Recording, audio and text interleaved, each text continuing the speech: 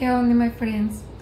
Bueno, pues les estuve leyendo a Zygmunt Bauman y esta teoría que maneja sobre la explotación de zonas que no producen para el capitalismo, pero que de alguna manera coadyuvan a que este sistema se siga alimentando mediante la migración de personas, obligándoles a marginarse o rezagarse en otro lugar, mientras que la región en la que viven es explotada por estas grandes empresas que a su vez son pertenecientes de grandes países y de grandes personas.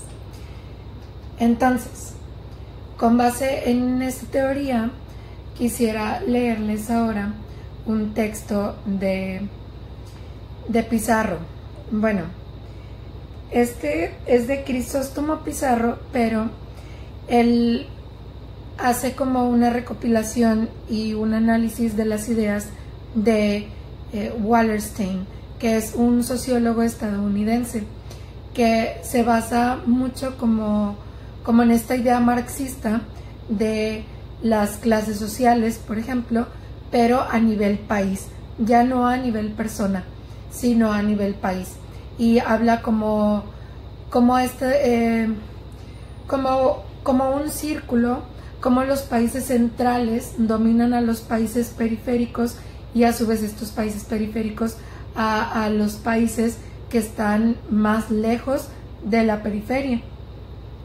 Y en este caso se les da un poder, se les otorga un poder a estos países centrales, que son los menos y los más poderosos, y los países que están en las orillas, que son los más, que son los menos poderosos. Y este poder está relacionado con su capital, con su poder adquisitivo, con su poder de explotación, con su tecnología, principalmente la tecnología. Entonces, todas estas ideas están súper interesantes y les voy a leer la introducción de este libro de Crisóstomo, pero la escribe el mismo Immanuel Wallerstein. Entonces, me parece súper interesante, y ya que vimos un poquito el fenómeno de la migración, vamos a ver también cómo van seleccionándose, por así decirlo, los países que van a quedar con mayor poder o con mayores riquezas, por ejemplo. Va.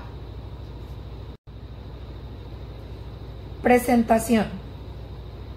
Saludo la publicación de este libro por Crisóstomo Pizarro. Este libro, dirigido a interpretar mis escritos sobre los mecanismos y la evolución del sistema mundo moderno. La teoría de Immanuel Wallerstein se llama Sistema Mundo. Es una contribución importante al debate general sobre lo que pasa en la actualidad y lo que va a pasar probablemente en el futuro a corto y mediano plazo. Es necesario tener presente que en este debate general están participando muchas personas en distintas partes del mundo y que está aconteciendo en un clima de crisis y gran incertidumbre. Como bien explica el autor, yo concibo este sistema mundo moderno como un sistema histórico capitalista que está experimentando una crisis estructural de tal envergadura que el sistema histórico por nosotros conocido no podría sobrevivir. La razón esencial de esto no es solamente la oposición por parte de quienes han sufrido la opresión del capitalismo histórico, lo que ha venido sucediendo desde sus mismos orígenes a mediados del siglo XVI. Existe además algo nuevo que explica la crisis y sus inminentes efectos. Los capitalistas ya no pueden obtener la suficiente plusvalía capaz de validar sus esfuerzos como actores dominantes del sistema. En consecuencia, el mundo no enfrenta hoy una lucha sobre la mantención o superación del sistema. La lucha tiene que ver con qué tipo de sistema podrá reemplazarlo.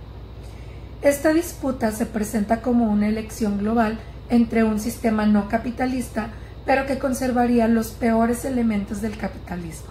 Suena terrorífico. jerarquía, explotación, polarización y un nuevo sistema que será relativamente democrático e igualitario y que nunca ha existido anteriormente. La más reciente versión de mis argumentos se publicó en 2013 en un libro titulado Does Capitalism Have a Future? O sea, ¿el capitalismo tiene un futuro? Coescrito con otros autores. Mi capítulo se titula Structural Crisis or Why Capitalists May No Longer Find Capitalism Rewarding. O sea, crisis estructural o por qué los capitalistas no pueden encontrar retribución en el capitalismo o recompensa capitalista. Este libro será publicado en español en 2016, o sea, ya pasó. Editado por Siglo XXI de México. No quisiera aquí repetir mis argumentos, sino tan solo destacar lo que me parece el deber de todo el mundo en una situación como la que estamos viviendo hoy. Pienso que nuestra tarea consiste en 3 objetivos básicos e ineludibles y en cuyo desarrollo todos debemos participar. Tratar de comprender las realidades claramente, tomar decisiones morales sobre el futuro que queremos construir y percibir las opciones políticas óptimas para obtener el resultado deseado. Esto explica la importancia del libro de Crisóstomo Pizarro, el cual representa una contribución seria en la elaboración de la primera tarea. Espero, por lo tanto, que sus argumentos sean considerados cuidadosamente y que reflexionemos sobre ellos. Atentamente, Immanuel Wallerstein. Bueno, pues le voy a empezar a dar lectura a las ideas de Pizarro que, como ya vimos, conjuntan la teoría de Wallerstein. Longue durée y estructura. La relevancia atribuida a la unidad de análisis es complementada por la introducción de la noción de tiempo y sus diversas expresiones. En este caso, la unidad de análisis sabemos que es el sistema mundo o la economía mundo. Aquí distinguiré entre la longue durée, término ideado por Fernand Braudel y utilizado por Wallerstein, los ciclos Kondratiev y los ciclos hegemónicos. Al igual que Braudel, Wallerstein no comparte la concepción de la historia que define el tiempo como mera cronología. La historia episódica conformada por átomos, una masa de pequeños eventos caprichosos y reversibles. La longue durée está asociada al concepto de estructura, que representa una totalidad que es afectada solo levemente por el transcurso del tiempo y da lugar a una relación estable entre grupos sociales y la realidad social.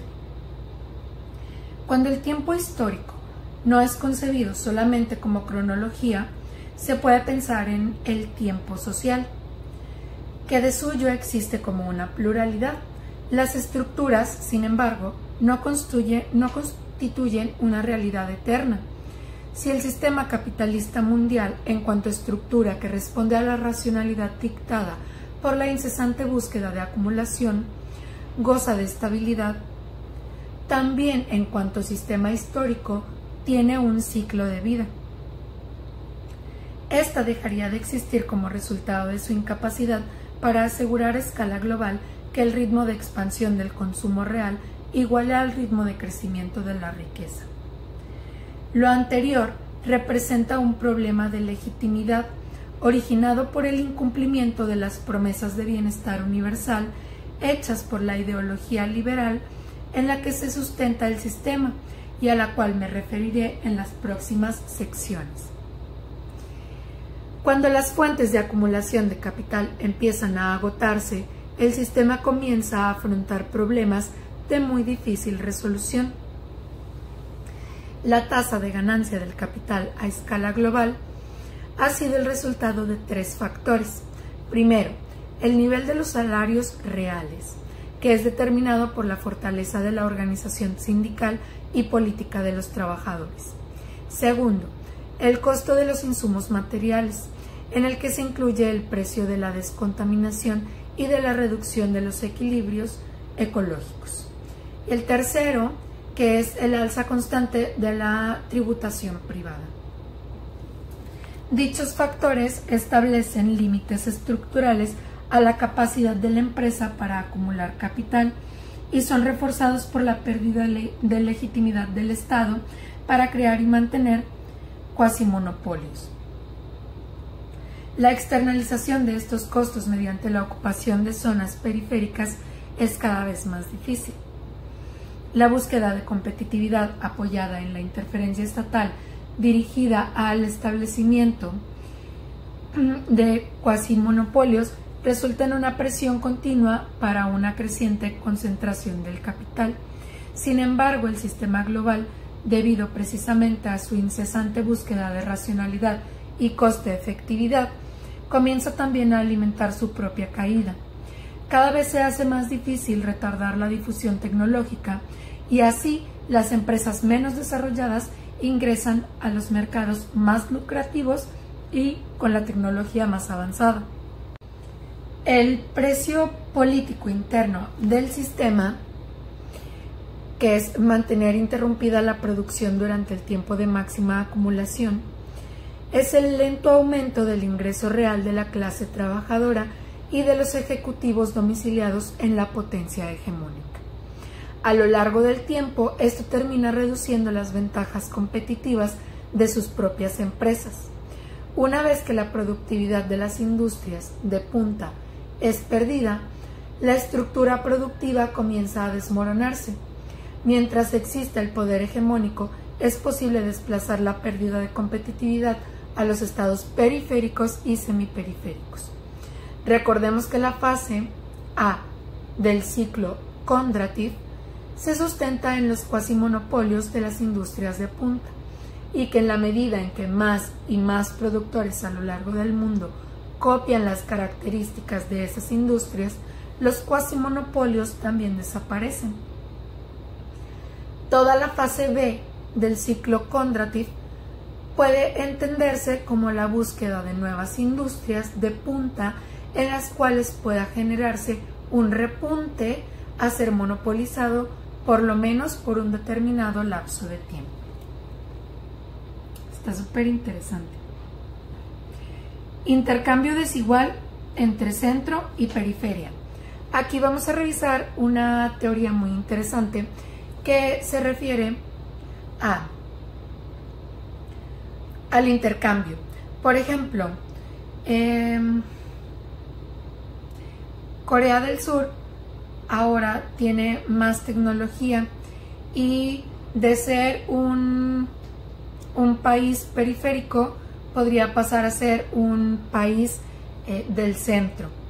Sin embargo, México, por ejemplo, sería un país del margen, ¿sí? O sea, que está fuera de la periferia. ¿Por qué? Porque México tiene muy poca tecnología, tiene muchas tierras para explotar y tiene un buen de gente. Entonces, esta sobrepoblación que hablábamos en la teoría de Bauman, pues estas personas se van a convertir en la mano de obra barata, ¿sí? Vemos un fenómeno ahora en Monterrey, por ejemplo, bueno, en Pesquería, pero acá en el área de Nuevo León, cerca del área metropolitana, pues empieza a desarrollar la empresa Kia, que es de Corea. Entonces, esta empresa empieza a crecer, empieza a tener un auge, un crecimiento de producción, y a quienes tiene como mano de obra, pues a los mexicanos y las mexicanas. Entonces, nosotras empezamos a proveer como un país de las afueras, empezamos a proveer recursos y se vuelve un intercambio un tanto injusto porque Corea se empieza a beneficiar de este país, pero este país realmente no adquiere una ganancia, sino que forma parte de su sistema y nos volvemos mano de obra barata que apenas y alcanza para algunos, ¿va? Bueno, voy a dar lectura a a esta idea súper interesante de Wallerstein. Intercambio desigual entre centro y periferia. En tanto modo de producción capitalista, el eje divisorio del trabajo social a escala global ha consistido en la extracción de plusvalía por parte de los estados centrales con respecto a los periféricos. La periferia de una economía mundo. Cita: es aquel sector geográfico de ella en el cual la producción es primariamente de bienes de baja categoría, esto es, de bienes cuya mano de obra es peor remunerada, pero que es parte integrante del sistema global de la división del trabajo, dado que las mercancías implicadas son esenciales para su uso diario.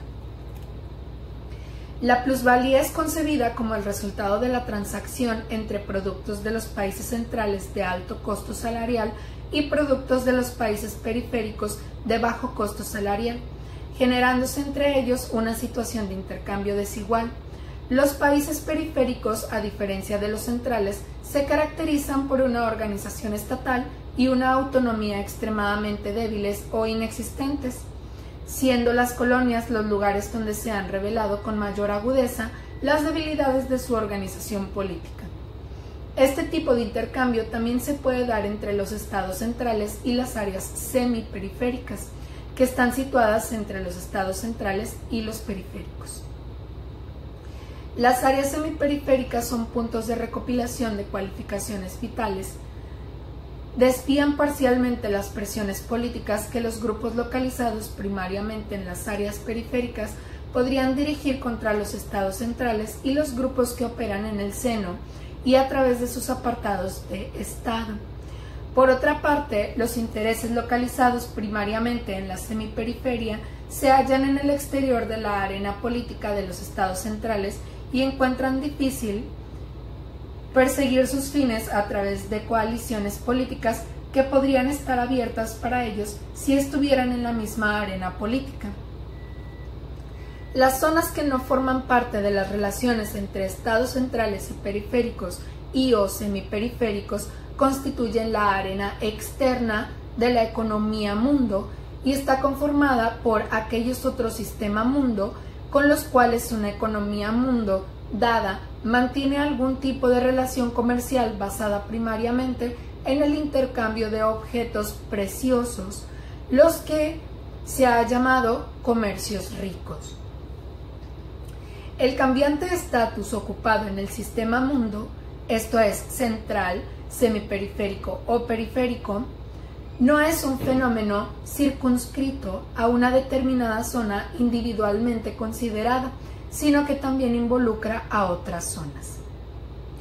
Cuando una zona determinada se incorporaba a la economía mundo, esto tenía como resultado que otra zona adyacente fuera arrastrada al área externa.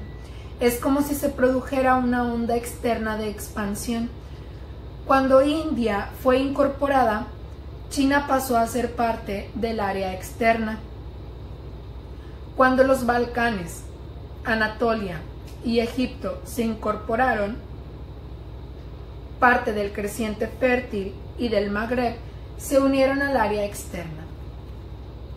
Cuando la Rusia europea se incorporó, Asia Central e incluso China pasó al área externa.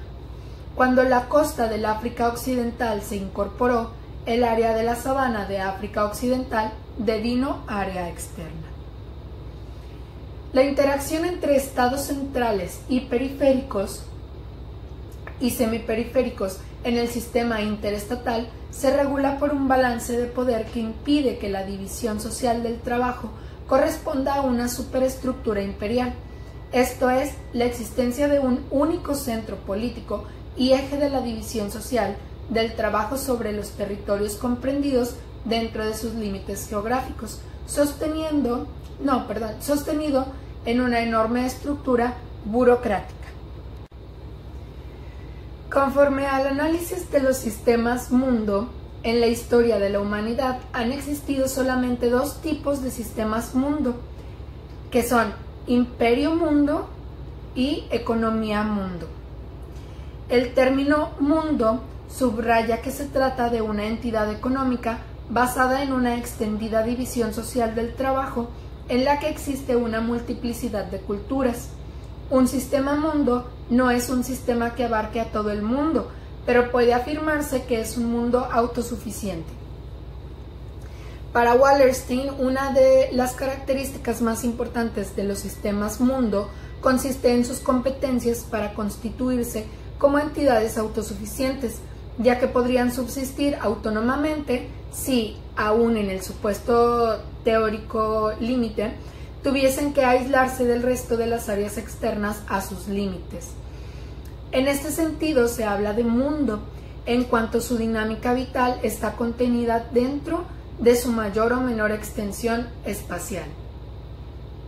En el imperio mundo existe un único sistema político sobre la mayor parte del área comprendida dentro del ámbito de su influencia, al contrario de lo que se observa en una economía mundo, esto es, la existencia de múltiples sistemas políticos dentro de los límites de su extensión geográfica. Esa característica es precisamente lo que distingue a la economía mundo capitalista de los imperio mundo y la causa de su estabilidad a lo largo del tiempo. Ahora bien, la extensión del mundo sobre el cual rige el sistema capitalista es una función del estado de la tecnología, particularmente de los medios de transporte y comunicaciones. O sea, México está empinadísimo en esos temas. Pero bueno, con respecto a las relaciones entre cultura y política en los sistemas mundo, hay que señalar que en los imperios mundo la estructura política tiende a ligar la cultura con la ocupación, mientras que en la economía mundo capitalista la estructura política tiende a ligar la cultura con la localización geográfica. Esto se debe a que el primer punto de presión política accesible a los grupos sociales es la estructura del Estado-nación. La homogeneización cultural tiende a servir los intereses de los grupos clave y las precisiones se ensamblan para crear identidades cultural nacionales, lo cual es muy claro en los estados centrales. Y ya dijimos que son como los que tienen más poder. Para Wallerstein, la fortaleza de las estructuras estatales es una condición sine qua non para la comprensión del estatus central, semiperiférico o periférico que las distintas zonas geográficas pueden llegar a ocupar en la evolución secular del sistema mundo capitalista. Por ejemplo, en el siglo XVI, una característica compartida por los países periféricos, se refiere a Suecia, Polonia, Hungría, Bohemia, de la naciente economía mundo capitalista fue la debilidad del Estado. A diferencia de los casos anteriores, Europa occidental gozaba de fuertes estructuras monárquicas gracias al apoyo que le brindaba la burguesía comercial urbana, una burocracia patrimonial venal y un ejército regular y mercenario. Y además fue capaz de dar su protección a la nobleza. Esto era muy diferente a lo que había ocurrido en Europa del Este. Para comprender la evolución de las estructuras estatales, Wallerstein recurre al análisis del poder de las distintas clases sociales. Esto está bien marxista. Y la forma en que el Estado puede apoyarse en ellas y generar una amplia base impositiva y la protección que dichas clases pueden recibir del Estado. Wallerstein también deja en claro que entre los posibles grupos sociales que podían servir de apoyo al Estado y recibir a su vez su protección, existían importantes diferencias. En Suecia, la expansión del cultivo de trigo condicionó el desarrollo del poder de la aristocracia. Pero los trastornos climáticos que sobrevinieron en el siglo XVI afectaron gravemente su situación, como para esperar que el débil Estado pudiese venir a salvarla mediante la implantación de políticas mercantilistas proteccionistas, lo cual solo vino a acontecer en los siglos XVII y XVIII. En Polonia, la expansión del comercio internacional fortaleció a la aristocracia y la burguesía se debilitó. Esto trajo consigo una contracción de la base impositiva del Estado, lo que impidió que el rey pudiese disponer de un ejército adecuado. También Wallerstein distingue los países periféricos conforme a la forma que adopta el trabajo forzado. En Polonia asumió la forma de Corvée y en Bohemia y Hungría, además de esta, el trabajo asalariado.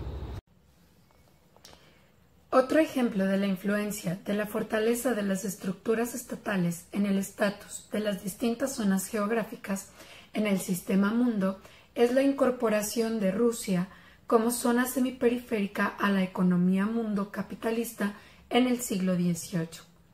Esto aconteció solo cuando Rusia ya tenía una fuerte burocracia estatal y un ejército, además de un considerable grado de desarrollo industrial. América Latina se incorporó en ese mismo siglo, pero debido a su estatus colonial, lo hizo solo como periferia, esto es, bajo una condición extremadamente débil. Su incorporación trajo consigo, al mismo tiempo, la eliminación de los vestigios de estatus semiperiférico que ostentaba España. En el siglo XIX, Asia se incorporó como periferia, pero Japón adquirió muy pronto una posición semiperiférica, debido, entre otras causas, a la fortaleza de sus estructuras estatales.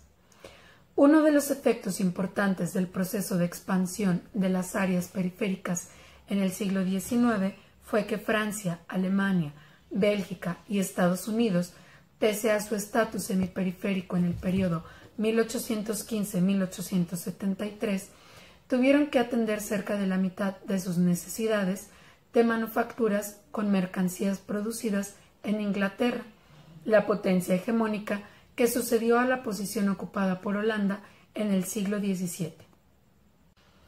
La Revolución Rusa de 1917 también es explicada por Wallerstein como un intento por controlar el declive de su estatus semiperiférico a periférico, originado en la penetración del capital extranjero en la industria y la agricultura y la derrota militar ante Japón en 1905. Solo después de la Segunda Guerra Mundial, en parte gracias a los esfuerzos de industrialización y, reitero, de la economía mundo, mediante la aplicación de políticas proteccionistas, Rusia consigue recuperar su condición semiperiférica. En la sección sobre ciclos hegemónicos vuelvo a examinar este asunto. Con respecto a la forma en que debemos entender el proceso de incorporación a la economía mundo capitalista, Wallerstein señala que es necesario que al menos algunos procesos de producción importantes de una determinada zona geográfica se conviertan en parte integrante de varias de las cadenas mercantiles que constituyen la división del trabajo existente en la economía mundo capitalista, y que ciertamente esos procesos sirvan para maximizar la incesante acumulación de capital en el corto o mediano plazo. Además, para que la incorporación pudiese ocurrir, distintos requisitos debían de cumplirse. Entre ellos sobresale el establecimiento de unidades mayores de decisión económica, incluyendo frecuentemente plantaciones, aunque no siempre, así como una mayor coerción de la mano de obra. Si no se daban dichas condiciones, tales zonas geográficas seguían siendo parte del área externa, independientemente de la permanencia, extensión o rentabilidad de las relaciones comerciales que ellas pudiesen haber tenido en las zonas centrales. Esto fue lo que aconteció en el periodo comprendido entre 1500 y 1750 con Rusia, el subcontinente indio, África Occidental y el Imperio Turco Otomano, zonas que solo fueron incorporadas en el siglo XVIII. Después, aquí nos muestra unas tablas donde destaca el estatus de las distintas zonas que se incorporan en los siglos XVII, XVIII, XIX y XX al núcleo central de Europa Occidental. Y pues explica que aquí es donde se origina la economía mundo capitalista a mediados del siglo XVI. Y bueno, pues no sé, creo que no se alcanza a apreciar muy bien, pero igual pues no No. Pero bueno, está la tabla. Y en la columna vertical tenemos los siglos, que está el 16, el 17, 18, 19 y 20. Y menciona las zonas geográficas que integraban el centro, la semiperiferia, la periferia y las arenas externas. En el siglo XVI, que comprende de 1450 a 1650, en el centro se encontraba el noroeste de Europa, Holanda y Zelandia, Londres, el este y sureste de Inglaterra, Anglia Oriental, que estaba formada por Norfolk, Suffolk y partes de Cambridgeshire y Essex, y el noroeste de Francia. En la semiperiferia estaban España, Portugal, Flandes, Alemania Occidental y Meridional, el norte de Italia, Suecia, Brandenburgo, Prusia y colonias septentrionales de la América Británica, que es Nueva Inglaterra, y colonias del Atlántico Medio. En la periferia se encontraba Europa Oriental, Polonia, Hungría, Bohemia, Suecia, y en cuanto a las Américas estaba Nueva España, las Antillas, Tierra Firme, Perú, Chile. Estas zonas estaban sometidas a un control administrativo efectivo de España o Portugal. Y por último, en las arenas externas estaba Rusia, el Imperio Otomano, Rumelia, que ahora son los Balcanes, estaba Anatolia, Turquía, Siria, Egipto, creciente fértil, Indias Orientales, Asia, incluso regiones costeras del Océano Índico, y África Occidental. Luego, para 2017 ya estaba en el centro Europa Occidental, en la semiperiferia España, Portugal, Flandes, Alemania Occidental y Meridional, norte de Italia, y la caída de España es el fenómeno más espectacular de este siglo. Suecia, Prusia y colonias septentrionales de Norteamérica ganan terreno. En la periferia se encontraba el Caribe, y en las arenas externas continuaba Rusia, el Imperio Otomano, Rumelia, etc. Para 2017 en el centro estaba Europa Occidental, así se mantiene también en el siglo XIX y en el siglo XX, solo que en el siglo XX se agrega Estados Unidos. En la semiperiferia, en el siglo XVIII, se incorpora Rusia. Vemos cómo pasa de las arenas externas hacia la semiperiferia. En el siglo XIX está Francia, Alemania, Bélgica y Estados Unidos. Vemos que para el siglo XX en la semiperiferia se encuentra Rusia, y esto es después de la Segunda Guerra Mundial. Y en el centro Estados Unidos. En el siglo XVII en la periferia se encuentra el subcontinente indio, el Imperio Otomano y África Occidental. Para el siglo XIX está Asia, que comprende solamente la zona de China, Japón y Corea. En las arenas externas en el siglo XVII se encuentra Asia, incluso regiones costeras del Océano Índico. Para el siglo XX en la periferia está Rusia, antes del fin de la Segunda Guerra Mundial. Y pues no menciona nada sobre las arenas externas. Y hasta aquí damos por concluido este primer capítulo, que me encantó. Espero que les haya gustado mucho a ustedes también.